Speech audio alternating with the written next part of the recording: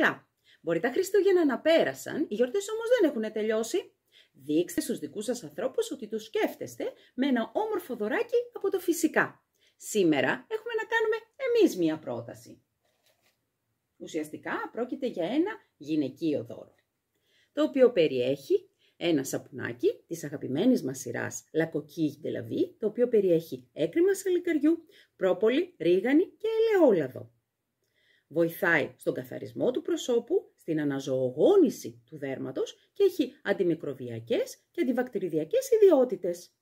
Στη συνέχεια μπορείτε να χρησιμοποιήσετε την υπέροχη κρέμα προσώπου της εταιρείας Oil &P, η οποία περιέχει γάλα γαϊδούρας. Είναι αυτή εδώ η κρέμα. Τονώνει και ανανεώνει την επιδερμίδα, χαρίζοντας λάμψη. Και το χαρακτηριστικό της είναι ότι δεν αφήνει λιπαρότητα. Είναι ένα δώρο το οποίο θα αρέσει πολύ στις περισσότερες γυναίκες. Αν σας άρεσε η ιδέα μας και θέλετε να δείτε περισσότερες λεπτομέρειες, μπορείτε να μπείτε στην ιστοσελίδα μας στο φυσικά.shop. Εκεί θα βρείτε και άλλες ιδέες για δώρα, αλλά θα δείτε και όλα μας τα προϊόντα, έτσι ώστε να μπορέσουμε να συνθέσουμε μαζί το δώρο το οποίο θέλετε ή έχετε σκεφτεί.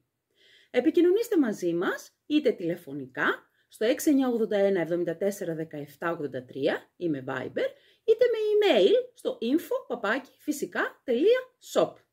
Μπορούμε να συνθέσουμε μαζί το δώρο και η αποστολή είναι δική μας υπόθεση, είτε με Elta Courier είτε με Box Now. Σας περιμένουμε!